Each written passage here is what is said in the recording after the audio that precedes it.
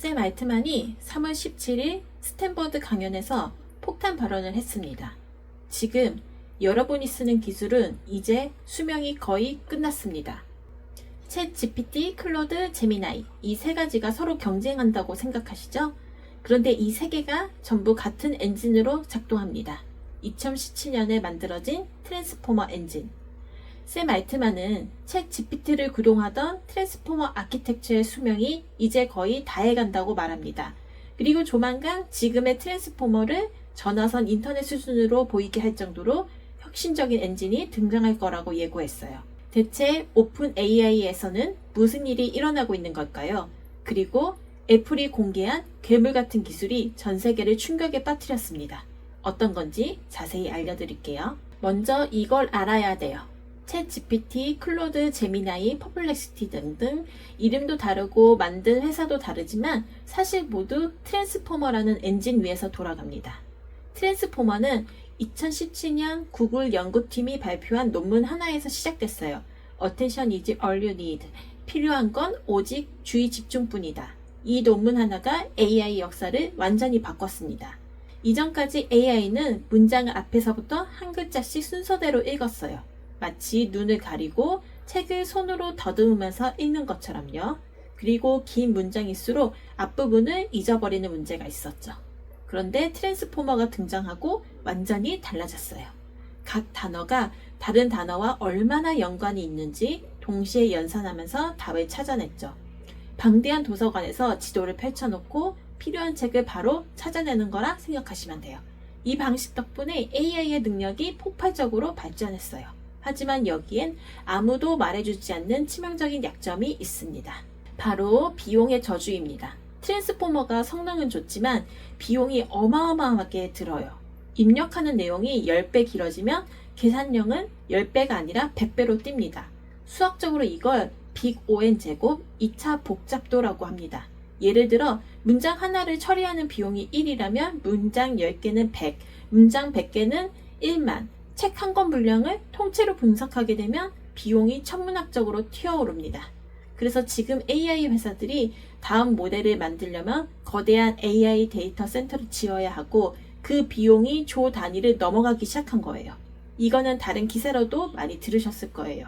천문학적으로 돈을 쏟아붓고 있는데 성과가 바로 안 나와서 AI의 거품론까지 나온다고요.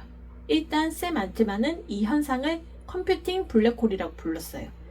챗 GPT를 GPT-5에서 GPT-6로 만들려면 어마어마한 GPU를 때려 부어야 하는데 성능은 아주 조금 향상되는 임계점에 도달했다는 거예요.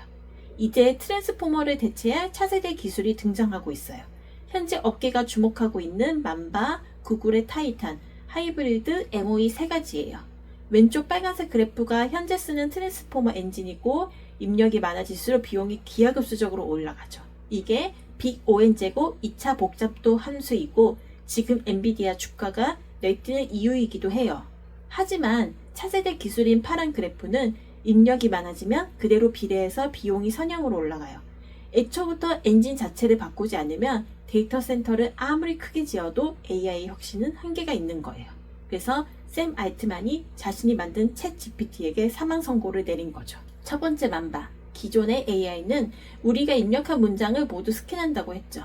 하지만 맘바는 필요한 것만 골라서 기억하는 압축 메모 방식이에요. 이번 3월에 공개된 맘바 모델은 기존 트랜스포머보다 최대 7배 빠르고 메모리는 더 적게 잡아먹습니다. 그리고 이미 상용화가 시작됐어요. 엔비디아가 맘바와 트랜스포머를 섞은 네모트론 시리즈를 출시했는데 기존 트랜스포머보다 3배 빨라요. IBM도 이 모델을 채택해서 GPU 메모리 사용량을 70% 이상 절감했고요. 두 번째는 구글의 타이탄, 메모리 증강 모델이에요. 여러분 지금 AI 쓰면서 메모리 용량이 굉장히 적어서 답답하셨죠? 기존 대화가 끝나면 내용을 잊어버려서 다음날 새로운 창에서 대화를 시작하면 처음부터 다시 설명해야 돼요. 그런데 구글이 만든 타이탄은 이걸 해결하고 있어요. AI가 대화하는 도중에 스스로 자기 내부의 뇌를 업데이트하면서 중요한 내용을 장기 기억으로 저장하는 거예요.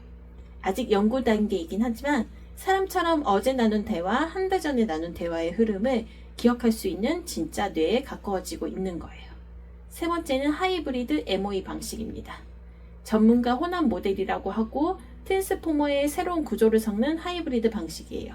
아이디어는 간단합니다. 모든 질문에 AI 전체를 다 쓰진 않고 수학 문제는 수학 전문가 측만, 언어 문제는 언어 전문가 측만 끼워서 쓰는 방식이에요.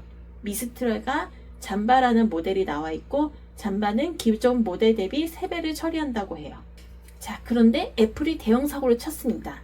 다들 언어 모델로 싸우고 있을 때 애플은 시각지능으로 사고를 쳤어요.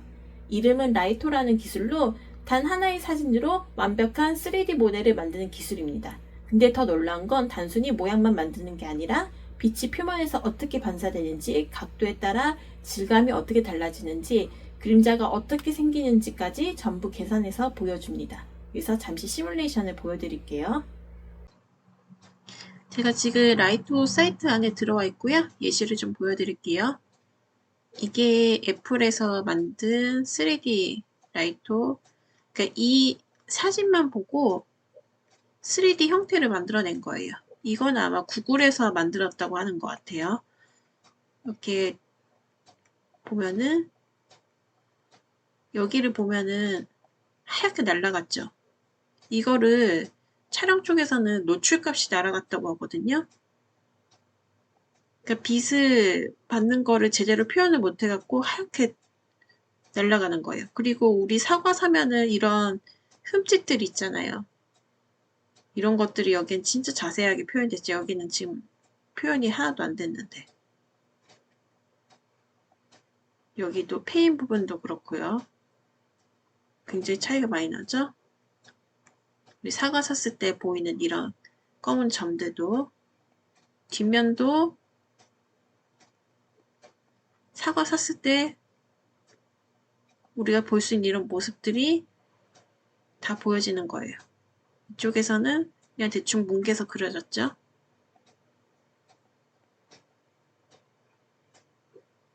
그래서 이런 질감, 사진 한 장만으로 이런 3D 사과 하나가 완벽하게 완성됐다는 거예요. 진짜 사진으로 이 3D 사과가 완성됐다는 게 신기하죠.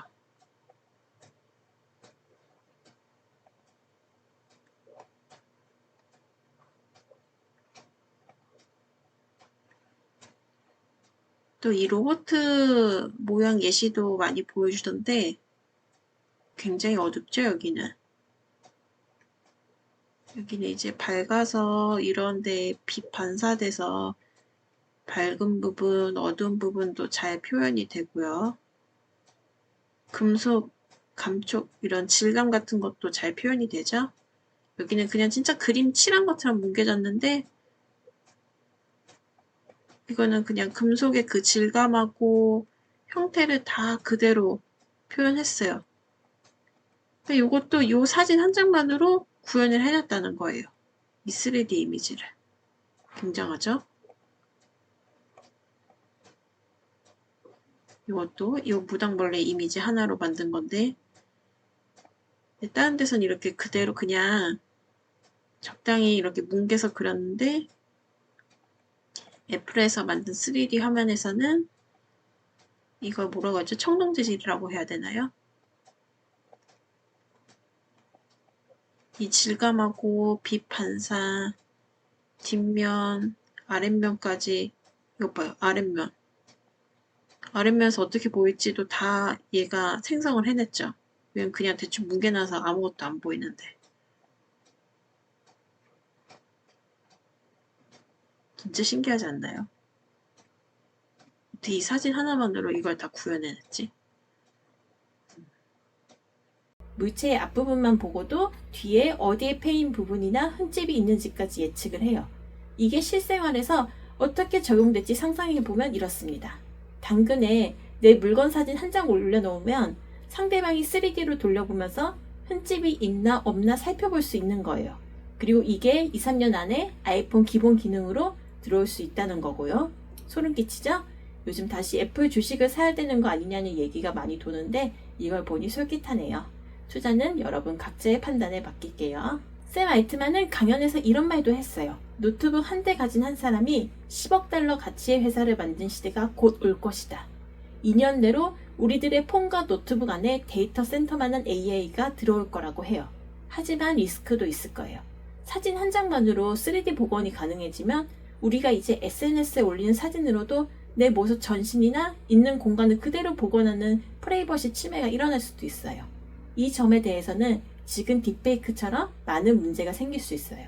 차차 해결해야 할 문제이죠. 그리고 주목해야 할 게 있어요. 제2의 오픈 AI 같은 스타트업의 등장이에요. 새로운 엔진 모델은 이제 구글 딥마인드, 오픈 AI, 애플 같은 대기업이 아니어도 만들 수 있어요. 만발을 처음 만든 것도 한 대학원의 연구실이었어요. 오늘 얘기 드린 것 중에 여러분은 어떤 게 가장 흥미롭고 기대되시나요?